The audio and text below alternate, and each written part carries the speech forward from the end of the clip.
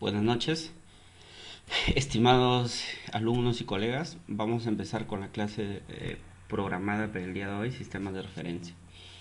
Antes de empezar quería mandarles muchas bendiciones. Espero que su familia se encuentre bien, ustedes igual, por el problema que tenemos, ¿no? El coronavirus que nos está atacando no solo a Perú, sino a nivel mundial.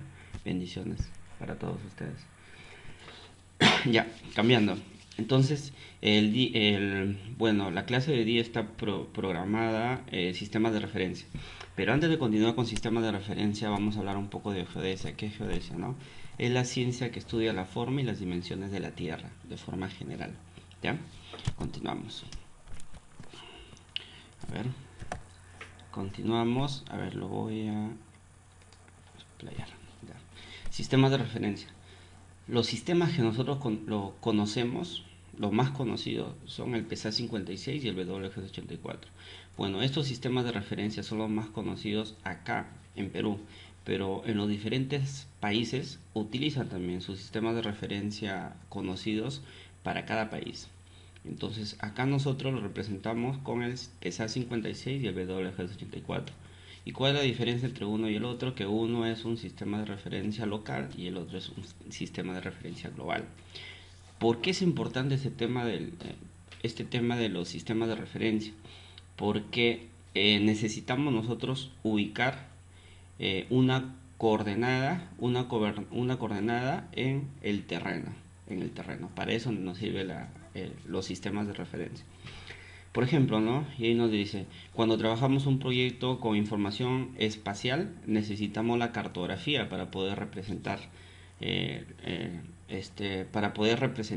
lo que nos quiere decir el terreno natural. Para eso es.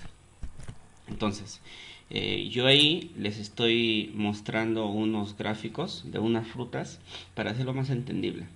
Miren, la primera opción tenemos ahí una naranja que se asemeja a una esfera. Tenemos ahí una mandarina que tiene más o menos la proyección, o sea, se asemeja a un elipsoide. Tenemos ahí una pera y esa pera nos hace la representación de un geoide. Entonces, ¿qué es lo que pasa? Que nosotros para poder ubicar la coordenada de un punto, la ubicación, necesitamos de adaptar una figura geométrica, necesitamos adaptar una figura geométrica de tal manera que pueda ser matemáticamente calculable. Entonces ahí nosotros tenemos un gráfico, lo cual nos está mostrando que la línea celeste es el geoide, ¿ya? El elipsoide viene a ser el color magenta y el otro es en la superficie terrestre. Entonces, ya tenemos claro, tenemos el elipsoide, tenemos el geoide y la superficie terrestre y la esfera. Entonces, para continuar quiero aclararles primero los conceptos generales, ¿no? ¿Qué viene a ser el geoide? Es un modelo físico que busca representar la verdadera forma de la Tierra, pero no es expresable matemáticamente. ¿Qué quiere decir, no? Por las deformaciones que tiene la Tierra, no es expresable matemáticamente. ¿Ya? Eso viene a ser el geoide. ¿Y cuál es el geoide que utilizamos? El EGM 2008. Ese es el que utilizamos globalmente acá en el Perú para los diferentes trabajos que realizamos. Entonces, el otro concepto es elipsoide. ¿Qué es el elipsoide? Viene a ser un modelo matemático que gira alrededor de su eje. O sea, tenemos que tener un modelo matemático de tal manera que sea calculable, ¿no? Que sea calculable, un modelo matemático. Ya.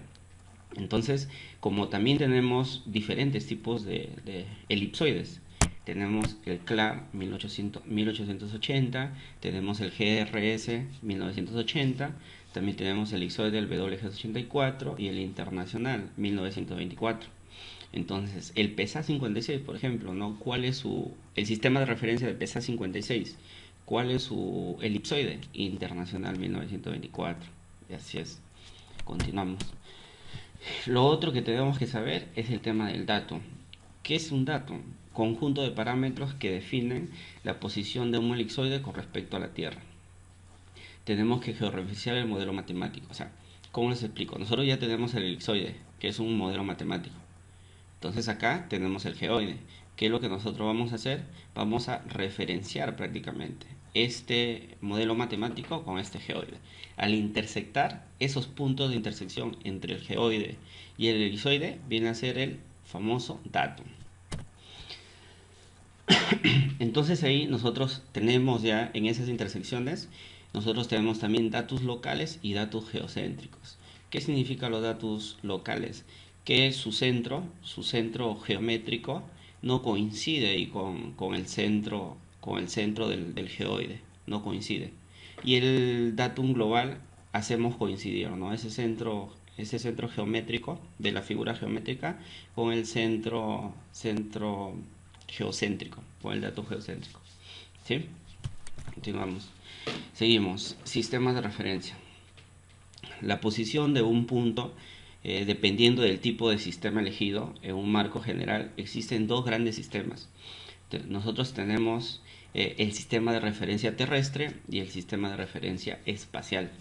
Pero ¿para qué nos sirve cada uno de ellos? Dice, el sistema que se considera fijo a la Tierra y se utiliza para determinar las coordenadas de puntos sobre la superficie terrestre o sus proximidades, sistema no inercial. Lo que normalmente utilizamos, ¿no? Lo que normalmente utilizamos en los trabajos que realizamos el día a día con los GPS, ¿no? Tenemos puntos fijos en la Tierra y lo utilizamos para georreferenciar toda una cartografía. ¿Y qué nos indica el sistema de referencia espacial? Ya nos está indicando, ya está bien, tú puedes localizar un punto en la Tierra, ¿no? Con un modelo matemático, todo bien. Ahora, ¿cómo tú puedes determinar las coordenadas de algo espacial? O sea, que está fuera de la corteza terrestre, ¿no? En el espacio. ¿Cómo tú determinas la coordenada de una estrella, por ejemplo, ¿no? De una estrella o los astros? ¿Cómo lo determinas? Con el sistema de referencia espacial. Así es. ¿Y cuál es el avance que ya tenemos respecto a eso, ¿no? Que ya hay satélites artificiales, ¿no? Con esos satélites artificiales ya podemos triangular y poder determinar esas coordenadas de los astros que están encima, ¿no? Los satélites artificiales, podemos determinar también las estrellas y varios astros que están en el universo. Entonces, vamos a escribir ahora los sistemas de referencias terrestres, ¿ya? Nosotros ahí en el sistema de referencia terrestre tenemos sistema astronómico local y tenemos el sistema astronómico global. En el sistema astronómico local tienes que cumplir con tres parámetros importantes. Tenemos que tener el azimut, el ángulo cenital y la distancia geométrica. Pero ustedes indican, ¿no? Ya, pero ¿cómo es eso? ¿Cómo lo entiendo? ¿No? Les voy a explicar con un ejemplo más o menos sencillo. Es así. A ver, yo tengo una estación total. Yo quiero levantar, por ejemplo, una vivienda. Me estaciono. Como yo no tengo coordenadas, ¿qué es lo que voy a hacer? Me oriento con coordenadas arbitrarias. Le coloco 5000, 10000 y 100. ¿Qué es lo que yo voy a hacer?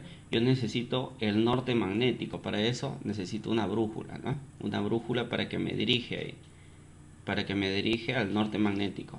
Lo ubico y con eso yo ya estaría cumpliendo. Ya tengo mi azimut, mi ángulo cenital y mi distancia geométrica, ¿no? Al disparar con mi estación total, pongo el prisma ya, estaría disparando y ya tendría ya mi distancia.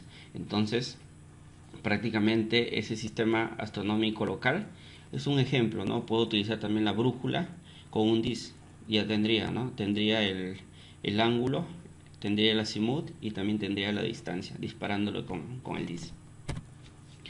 Entonces, pero este sistema astronómico local nos va a servir simplemente para extensiones cortas, nada más, para extensiones cortas, no para hacer representaciones grandes. O sea, no es válido para hacer construcciones generales, grandes. ¿Ya? Ahora, el sistema astronómico global está definido también por tres coordenadas. Pero ¿cuál es la particularidad de ese sistema astronómico global? Que tenemos que tener tres coordenadas. Tenemos la latitud astronómica, la longitud astronómica y el potencial gravitatorio. Pero ¿cómo yo lo determino? ¿Cómo lo entiendo? Eso se va a dar por mediciones astronómicas. ¿Y cómo se daban las mediciones astronómicas con el tema de los microscopios, ¿no? Con esas mediciones astronómicas. ¿Y qué es lo que nos indica esas mediciones astronómicas? ¿Cuál es la particularidad de ese sistema astronómico global? Que esas mediciones son prácticamente absolutas. ¿Cómo son absolutas? Que no depende de otras mediciones, son absolutas. Yo te doy la latitud y la longitud, y con eso tú tienes que trabajar. En cambio, el sistema astronómico local son relativas, varía de acuerdo a las mediciones que tú tienes. Esa es la gran diferencia. Pero ¿cuál vendría a ser más exacto? Vendría a ser más exacto el sistema astronómico local, porque lo trabajas en conjunto. ¿Ya? Continuamos, ahí tenemos el sistema elipsoidal. ¿En qué consiste ese sistema? Consiste en un caso mejorado del sistema global, la ubicación de un punto queda definido por 3 coordenadas, lo que todos conocemos. Un GPS te da la latitud geodésica, longitud geodésica y la altura elipsoidal. ¿Ya? Entonces, ¿y cuál es la diferencia de este elipsoide? El modelo elipsoidal que tú estás utilizando. Como les dije, hay varios tipos de elipsoides. ¿Sí? A ver, para que recuerden. Los diferentes tipos de elipsoides que les mostré acá, pues, ¿no? El CLAR, el GRS, el WF84, el Internacional 1924. ¿Sí? Hasta ahí. Vamos bien. Ahora, sistemas de referencia espaciales, lo que les estaba mencionando, cómo determinamos la ubicación de los astros que están por encima de la superficie terrestre. Nos vamos a ubicar con el sistema espacial celeste. ¿Qué nos indica? La posición de un punto es determinada mediante las coordenadas astronómicas gracias a la llamada esfera celeste. ¿Y cómo determina las coordenadas astronómicas? Obviamente con mediciones astronómicas. Pero ¿cómo lo determinas? Bajo la llamada esfera celeste. Ahora ustedes se preguntarían, ¿no? ¿Cuál es la famosa esfera celeste? Ya, la esfera celeste prácticamente es lo que les estaba mencionando ahí, la naranja. La naranja, pero esa naranja es imaginaria. Es una naranja imaginaria, de tal manera que, ¿cuál es su particularidad? Que como es imaginaria, el centro de esa naranja lo vas a hacer coincidir con el centro de la Tierra. De tal manera que va en intersectarse ahí. Pero ¿cuál es lo particular de esta esfera?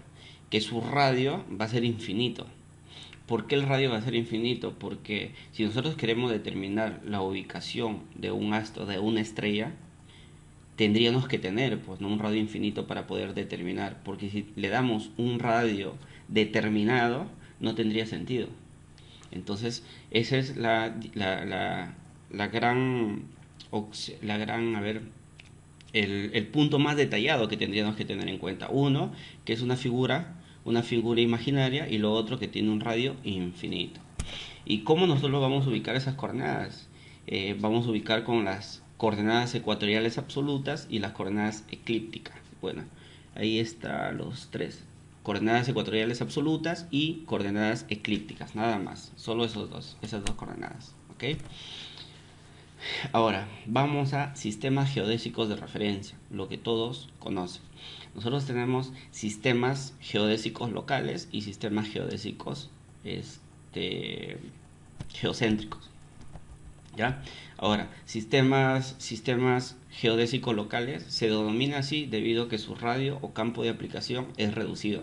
O sea, el sistema geodésico local es adaptado prácticamente al país o a la región. Antiguamente eso es lo que hacían, ¿no? Lo adaptaban mayormente a la región o país con el que estaban. Por eso es que hay diferentes tipos de sistemas locales. ¿Ya? Entonces, un sistema geodésico está compuesto por un elipsoide de referencia, lo que les estaba indicando, un punto dato y una orientación de los ejes.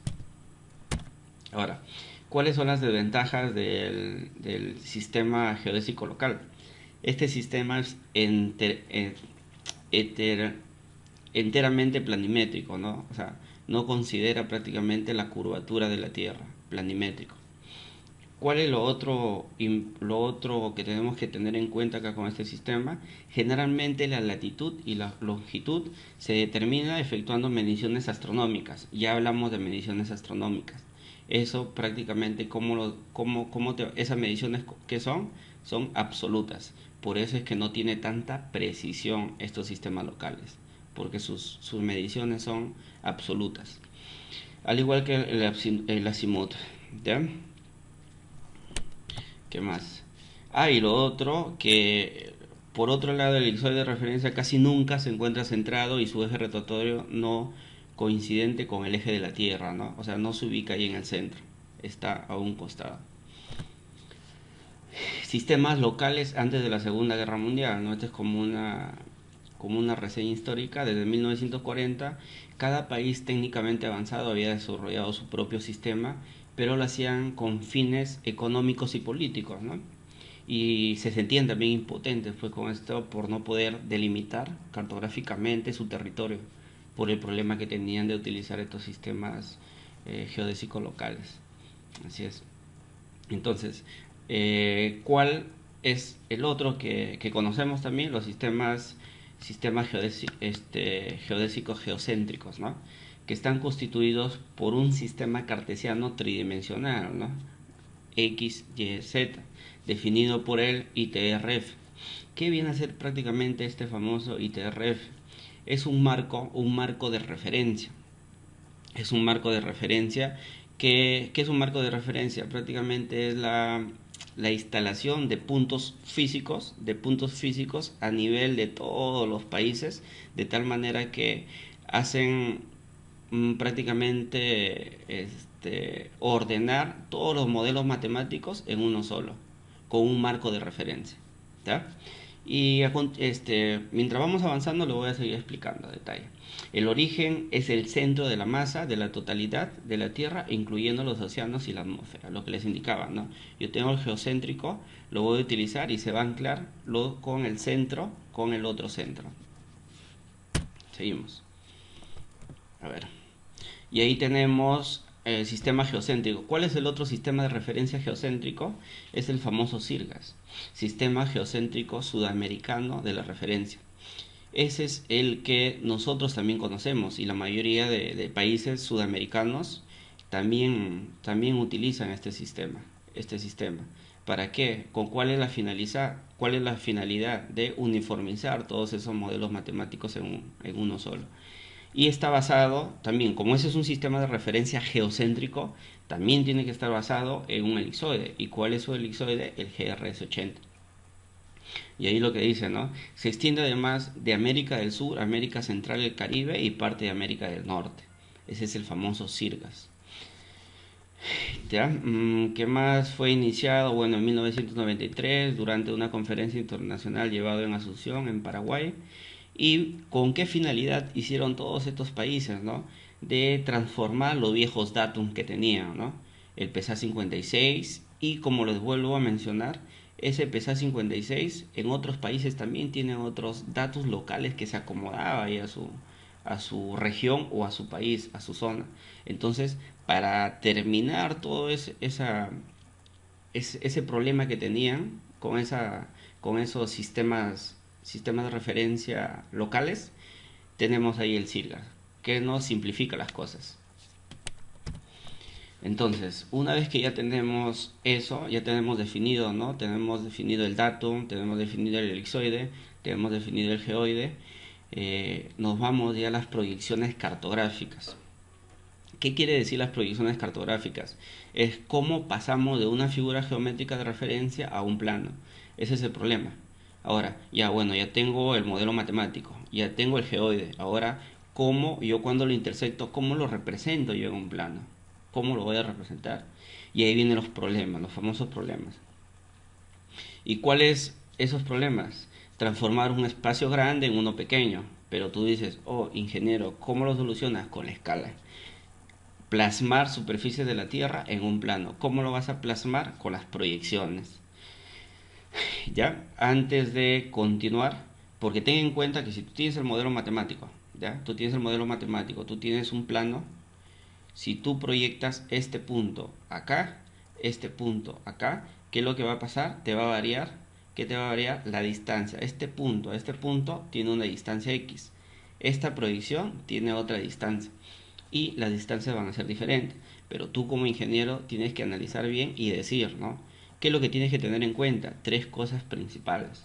Uno, que no te varíe, cuando tú haces la proyección, no tiene que variarte en qué, en distancia, en ángulo, y lo otro, el área. El área no tiene que modificarse, ¿ya? Ahora, tenemos el mapa y el plano. Lo agregué ahí para tratarles de simplificar, es algo resumido nada más, un concepto general. El mapa, ¿qué tiene que ver el mapa? Considera la esfericidad terrestre, ¿no? Y es aplicado a extensiones grandes. En forma general, un mapa considera esfericidad terrestre. Un plano no considera la esfericidad terrestre y son zonas pequeñas. Los dos conceptos claros y precisos.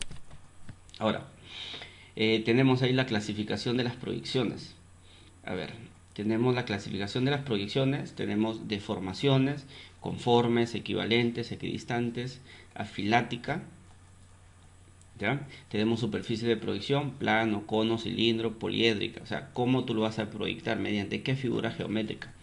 Tenemos el Mercator y tenemos la proyección UTM, ¿no? Que es la más utilizada por la cartografía oficial de todos los países. La famosa UTM que todos la conocemos, ¿no? UTM. Bueno, ahí les estoy mostrando una representación de una imagen y quería mostrarles por qué es muy importante. Siempre yo escucho a la mayoría de profesionales que dicen, ¿no? Ya, pero está en la zona 17, 18, 19, pero ¿cómo? ¿De dónde salió eso? Prácticamente sale de esta proyección UTM que se ha hecho. Pero ¿cómo se genera esa proyección? Es algo bien simple. Y acá tengo una mandarina para presentarlo. Si yo parto esta mandarina, ¿ya? Si yo parto esta mandarina, sí. Si yo parto esta mandarina, uy, salió medio feita esta mandarina, ya.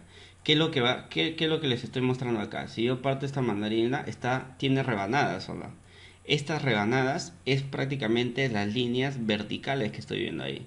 Cada una de estas rebanaditas es una zona.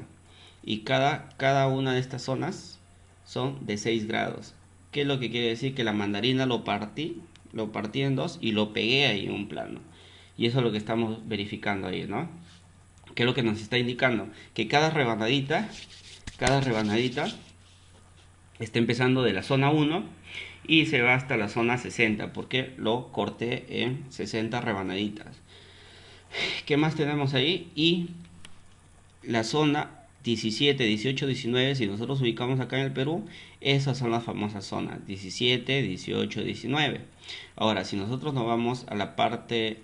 ojo, nosotros al ya cortar en rebanadas y pegarlo ahí en un plano, lo ubicamos en los dos ejes, ¿no? 0 y este eje que viene acá, 0, que coincide con el meridiano.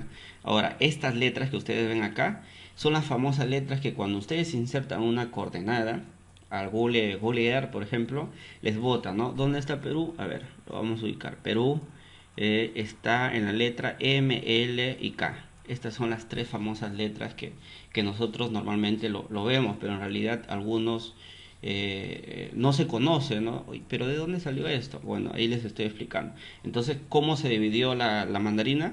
Del 0 al 180 y del 0 al menos 180. Y hacia arriba del 0 al 84 y del 0 al menos 80. Y las zonas del 1 hasta el 60, en 60 rebanaditas. ¿Sí? ¿Claro? Preciso. Ok. Y acá no queda la cosa.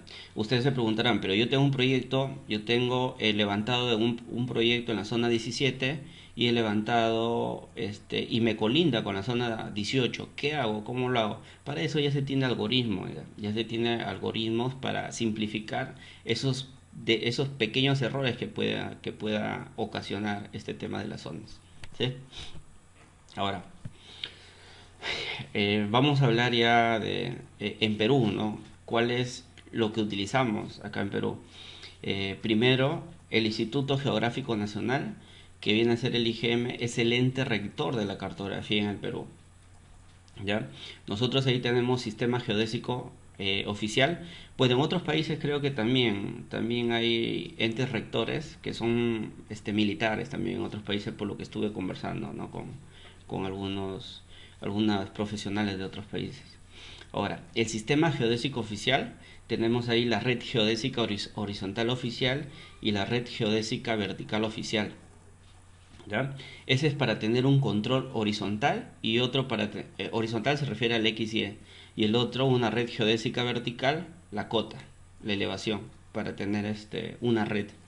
Ahora, ¿qué es lo que dice el tercer punto, ¿no? Es la red geodésica geocéntrica REGEN. Sistema de referencia geocéntrica para las Américas Sirgas, sustentado en el marco ITR 2000, relacionado con el elipsoide de referencia GRS 80. A ver, un momentito, ahora le voy a explicar. El famoso REGEN viene a ser un nombre que le dimos acá, bueno, que le dieron acá en Perú, que viene a ser prácticamente la ubicación de varios puntos geodésicos en todo el territorio del Perú. Entonces, esa red geodésica, geocéntrica que viene a ser el REGEN, ese es su nombre. Pero este sistema de referencia geocéntrico para las Américas, dice. Esa red geocéntrica tiene que estar ahí con el sistema de referencia geocéntrica para las Américas. ¿Se acuerdan que yo les dije? Hay un sistema de referencia geocéntrico que se llama el CIRGAS. Y ese CIRGAS lo utilizan en los diferentes países de Sudamérica para simplificar las cosas de los modelos matemáticos que tenemos. Por eso es que utilizamos el CIRGAS. Ahora yo les dije, cuando ustedes tienen un sistema de referencia, tiene que tener un sustento, un marco de referencia. ¿Y cuál es ese marco de referencia? El ITRF 2000. Así es. Y esto tiene que estar relacionado a un famoso elipsoide, porque tú me estás hablando de un sistema de referencia. ¿Y cuál es ese elipsoide de referencia para el CIRGAS? El GRS 80. ¿Ya? Ahora, estas imágenes, bueno, estas tres textos, le he copiado del IGN para tener ya conceptos más puntuales. ¿Qué es lo que tenemos ahí? Por ejemplo, dice elipsoide geodésico de referencia. Tenemos el elipsoide que utilizas el GRS 80. ¿Cuál es su dato? Geocéntrico. Tenemos el dato del semieje mayor, semieje menor, el achatamiento. ¿Qué es lo que te dice ahí? Para efectos prácticos como el elipsoide puede ser utilizado el WGS84. Entonces, ¿qué es lo que nos está indicando? Que si tú tienes el GRS80, que es un elipsoide, y tienes el WGS84, para efectos prácticos puedes utilizarlo, no hay ningún problema. ¿Pero por qué? Porque si tú miras los parámetros, no varía mucho.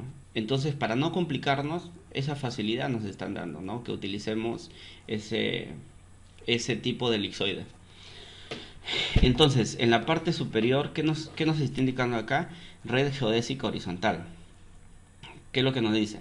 Es la red geodésica geocéntrica nacional REGEN, que ya les expliqué, la misma que tiene como base el sistema de referencia geocéntrico para las Américas, el CIRGAS, sustentado en el marco internacional de referencia terrestre 2000, lo que les expliqué. Y ese marco de referencia también ha venido evolucionando, y ese es el que le consideramos nosotros, el ITRF 2000, ¿no?